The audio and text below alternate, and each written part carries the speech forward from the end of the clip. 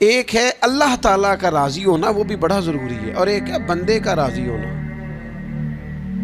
وہ بھی بڑا ہی ضروری ہے۔ ہماری زندگی کو کھا گئی یہ چیز کہ میں غریب ہوں تو امیر کیوں نہیں ہوں، میں بیمار ہوں تو تندرست کیوں نہیں ہوں، میری شہرت کم ہے تو زیادہ کیوں نہیں ہے، اس کاش کو، کیوں کو۔ حضرت عبداللہ ابن مسعود رضی اللہ تعالیٰ عنہ فرمایا کرتے تھے، میری زبان پہ انگارہ آ جائے اور جل جائے، وہ اس سے بہتر ہے کہ میں یہ کہوں کہ یہ کام ایسے کیوں ہوا ہے یا ایسے کیوں نہیں ہوا۔ میرے رب نے جو کیا ہے، جس وقت کیا ہے، جس کرم سے کیا ہے، اس نے بہتر ہی کیا ہے۔ اللہ تعالیٰ کی رضا پہ راضی رہنا، اس کے فیصلوں کو تسلیم کرنا، مقام تسلیم و رضا پہ رہنا۔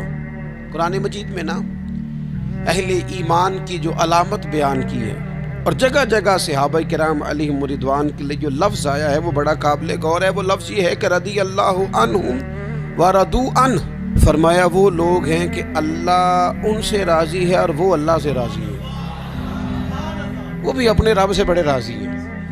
مقام تسلیم و رضا ہے، رضی اللہ عنہم ورضوا عنہ، اللہ ان سے راضی ہے اور وہ، یہ سورۃ المائدہ ہے تو رب کیا فرماتا ہے؟ ذالک الفوز العظیم، یہ بہت بڑی کامیابی ہے کہ بندہ اللہ سے راضی ہو اور اللہ اپنے بندے سے راضی ہو، تو ذالک الفوز العظیم، یہ بڑی کامیابی۔ یہ دیکھیے، یہ آیہ کریمہ ہے قرآن مجید کی، سورہ بقرہ کی آیت نمبر 216 ہے۔ یہ نا بہت بڑا فلسفہ ہے رب کی رضا پہ راضی رہنے کا۔ یہ آیہ کریمہ میں سمجھتا ہوں اگر کسی بندے کو پوری طرح یہ سمجھ آ جائے نا تو پھر عقیدہ توحید بھی پکا ہو جائے گا، اس کا نظریہ اپنے رب کی رضا پہ مستحکم ہو جائے گا۔ اللہ تعالیٰ نے کیا ارشاد فرمایا، ذرا انداز دیکھیے رب کریم کا اپنے بندوں پر کرم کرنے کا اور سمجھانے کا۔ فرمایا کتبہ علیکم القتال وہو کرہ لکم، تم پر نہ جہاد فرض کیا گیا ہے اگرچہ وہ تمہیں ناگوار ہی ہو، چاہے تمہیں اچھا نہ لگے۔ کتب علیکم القتال وہو کرہ لکم، فرمایا تم پر جہاد ضروری قرار دیا گیا ہے، لڑنا اللہ کی راہ میں تم پر ضروری ہے، فرض ہے، اگرچہ وہ تمہیں ناگوار ہو۔ اور پھر آگے پتہ کیا فرمایا؟ حد کر دی۔ بڑی بڑی دنیا میں لوگ معرفت ڈھونڈ کے لائیں گے پر دم توڑ جائے گی۔ کیا سمجھایا ہے اور کیا معرفت دی ہے اپنے بندے کو؟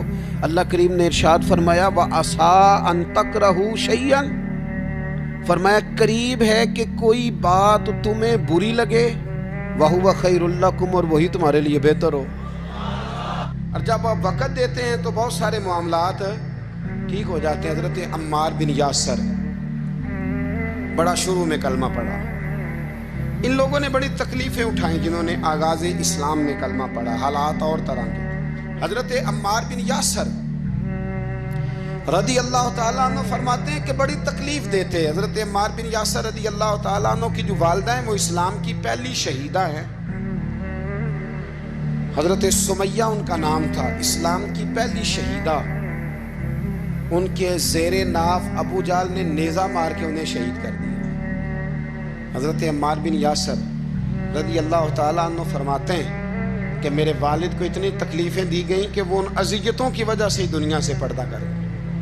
حضرت عمار بن یاسر کو خود کافر اتنا مارتے تھے کہ وہ اپنے حواس کھو بیٹھتے تھے اور ایسی باتیں کرتے تھے کہ سمجھ نہیں آتی تھی کہ یہ عمار بن یاسر بول رہے ہیں۔ اتنی سخت اذیت دیتے، اتنی سخت۔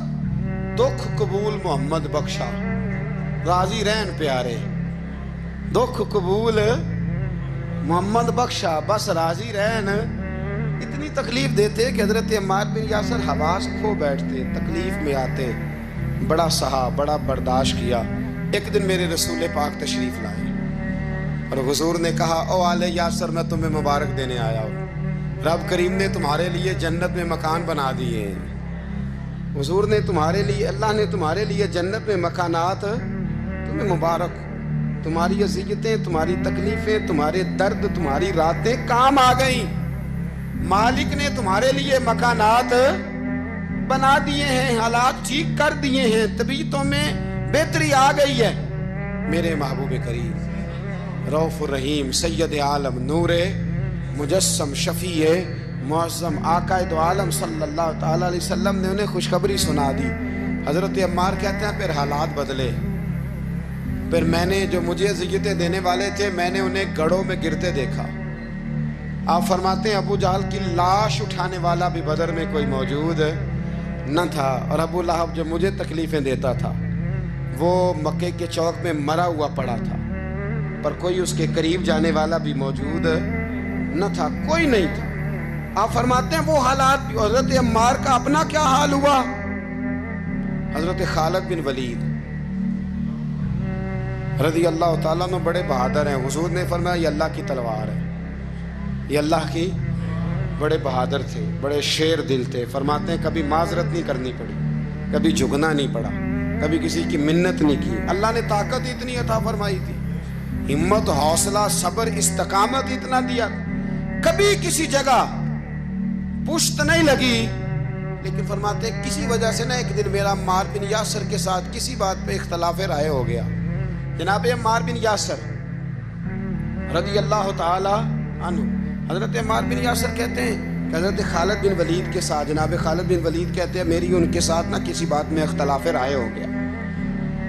تو میں اب دلیر آدمی تھا، شیر آدمی تھا، کبھی جھکا نہیں تھا، کبھی کوئی معاملہ نہیں ہوا تھا، کبھی کوئی ایسی بات نہیں ہوئی تھی۔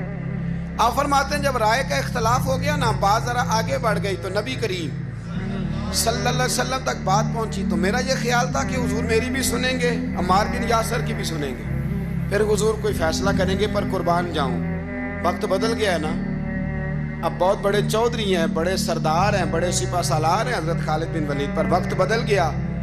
تو حضرت خالد بن ولید کہتے ہیں جب میں نے نبی کریم کی بارگاہ میں بات عرض کی، حضور تک بات پہنچی، تو میرے مصطفیٰ نے موٹی سی بات ارشاد فرمائی۔ رسول کریم فرمانے لگے بھئی بات مختصر سی ہے، جس نے عمار کو راضی کر لیا اس نے مجھے راضی کر لیا، اور جس نے اسے ناراض کیا اس نے مجھے ناراض کیا۔ فرماتے ہیں بس میری قیمت پڑ گئی، میرا قد اونچا ہو گیا۔ حضرت خالد بن ولید کہتے ہیں میں نے بھی کہا اب بات کیا کرنی ہے، اب تو گزارش ہی کرنی ہے، اب مدعا کیا سنانا ہے، اب تو بات کرنی ہے۔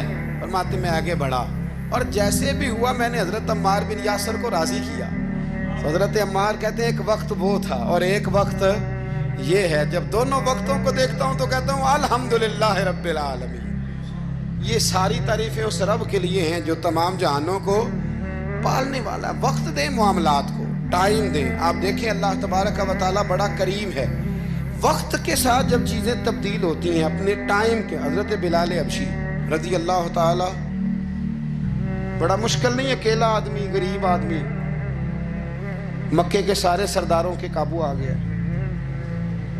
حضرت حسان میں نے خود اپنی آنکھوں سے دیکھا، حضرت بلال کے گلے میں رسی ڈال کے بچے کھینچا کرتے تھے۔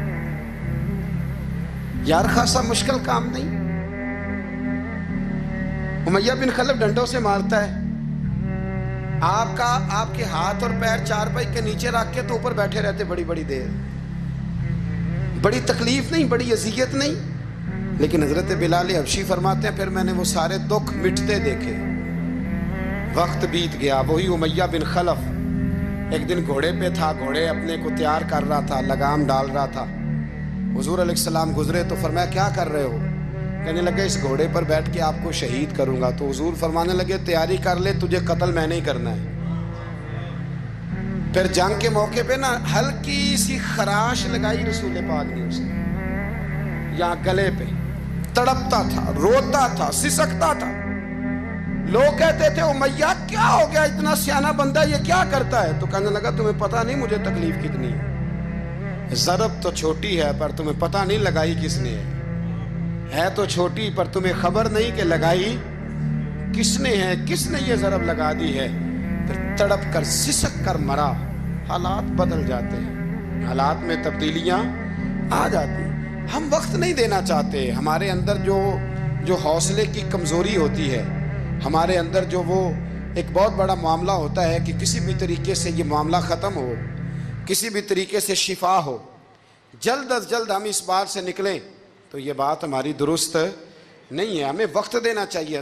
تو یاد رکھ میرے بھائی، جب آپ ثابت قدم، حضرت خباب رضی اللہ تعالی عنہ، بخاری میں ذکر ہے، کتب حدیث میں، کتب سیرت میں ذکر، حضرت خباب رضی اللہ تعالیٰ عنہ نے اس وقت کلمہ پڑھا جب ابھی 5 لوگ کلمہ پڑھتے تھے، کل بندے السابقون الاولون۔ آپ فرماتے ہیں جس عورت کا میں غلام تھا نا، ام انمار اس کا نام تھا، وہ مجھے بڑی سخت سزائیں دیتی تھی۔ آپ لوہار کا کام کرتے تھے، سلاخیں، آپ کو پتہ ہے لوہار سلاخ رکھتا ہے پہلے آگ میں بھٹی میں، پھر وہ جب پوری طرح تپتی ہے پھر کچھ بنتا ہے، لوہار کا کام کرتے تھے۔ آپ فرماتے ہیں ام انمار میرے ساتھ یہ کرتی کہ مجھے سخت اذیت دیتی، کلمہ چھوڑنے پر مجبور کرتی۔ ایک دفعہ تو ایسے ہوا کہ اس نے کافروں کی ڈیوٹی لگائی، میں گلی سے گزر رہا تھا، مجھے نہیں پتا تھا ان کی پہلے سے تیاری ہے، انہوں نے کوئلے جلا کے رکھے ہوئے تھے، مجھے پکڑا، میرا کرتا زبردستی اتارا، کوئلوں پہ لٹا دیا اور میرے وجود پر وزنی پتھر رکھ دیے۔ فرماتے ہیں میری چربی پگھلی تو کوئلے بجھے۔ یہ شہادت گاہ الفت میں قدم رکھنا، لوگ آسان سمجھتے ہیں مسلمان ہونا، زخم پہ زخم کھا کے جی، خون جگر کے گھونٹ پی، آہ نہ کر لبوں کو سی، یہ عشق ہے کوئی دل لگی نہیں، اس میں بڑی برداشت کرنی پڑتی ہے۔ آپ فرماتے ہیں کہ حضور علیہ السلام نہ خانہ کعبہ کی دیوار کے ساتھ ٹیک لگائے بیٹھے تھے، میں ایک دن حاضر، مجھے بڑی تکلیف دیتے تھے، کہتے ہیں جب میں کام کر رہا ہوتا تھا تو میری مالکن آتی تو وہ نکال کے نا سلاخ تو میرے سر پہ رکھ دیتی، میرا سارا وجود زخمی تھا۔ حضور خانہ کعبہ کی دیوار سے ٹیک لگائے بیٹھے تھے، میں حاضر ہوا تو محبوب کریم بھی اٹھے، تو حضور علیہ السلام سے میں نے عرض کی حضور دیکھیں مجھے کتنی تکلیف دی جاتی، تو ابھی فرمانے لگے بس اتنی، بس اتنی؟ فرمایا تم سے پہلے لوگوں کے سروں پر آرے رکھ کے 2 حصوں میں چیر دیا جاتا تھا، لوہے کی کنگھیوں سے ان کے وجود ادھیڑ دیے جاتے تھے، پر وہ سی نہیں کرتے تھے، اف نہیں کرتے تھے۔ میں خبردار بس اتنی؟ اور پھر میرے حضور نے ہاتھ اٹھائے، کہا اے اللہ خباب کی مدد فرما، اے اللہ خباب کی، اتنے لفظ ادا کی۔ حضرت خباب کہتے ہیں پھر میں نے وقت کو وقت دیا، پھر میں نے حالات کو وقت دیا، پھر میں نے اپنے محبوب کی دعا کو قبول ہوتے دیکھا۔ فرماتے ہیں وہ میری مالکن جو مجھے تکلیف دیتی تھی، اذیت دیتی تھی، پھر اس کا حال یہ تھا کہ اس کے سر میں درد اٹھا، اور جس طرح کتا چیختا ہے جب اسے مارا جاتا ہے تو وہ چلاتا ہے، اس طرح وہ آوازیں نکالتی۔ پھر وہ بہت بڑے طبیب کے پاس گئی تو اسے کسی نے کہا کہ لوہے کی سلاخوں سے اپنے سر کو دگوایا کر، داغ دیا کر، اسے چلایا کر جگہ جگہ سے تاکہ تیرے اندر کا درد ختم ہو۔ تو آپ فرماتے ہیں پھر لوگوں میں نے صبر اور استقامت کا رزلٹ دیکھا کہ وہ جو مجھے بطور سزا میرے سر پہ سلاخیں رکھتی تھی، پھر وہ بطور دوائی منگانے لگی، میں سلاخ گرم کر کے لاتا اس کے سر پہ رکھتا، فرماتے ہیں پھر اسے سکون ہوتا، پھر وہ تڑپتی، اور چونکہ مجھے تو وقت یاد تھا نا، کہتے ہیں لیکن میں مصطفیٰ کریم کا کلمہ پڑھتا تھا، میں نے کبھی دوبارہ پلٹ کر اسے یہ بات یاد نہ کرائی۔ آپ وقت دیں، ماحول کو ٹائم دیں، آپ دیکھیں، ہاں یہ ضرور دیکھ لیں کہ آپ کے ضمیر کے اندر کوئی ایسی بات تو نہیں، کوئی ایسا معاملہ تو نہیں کہ جہاں آپ غلط ہیں، اور اگر ایسا نہیں پھر آپ وقت دیں آنے والے اسباب کو۔ ہم نہ بڑی جلدی ہے، ہمیں دعا کرائی ہے تو آج شام تک مسئلہ ٹھیک ہونا چاہیے، دعائی کھائی ہے تو طبیعت شام تک ٹھیک ہونی چاہیے۔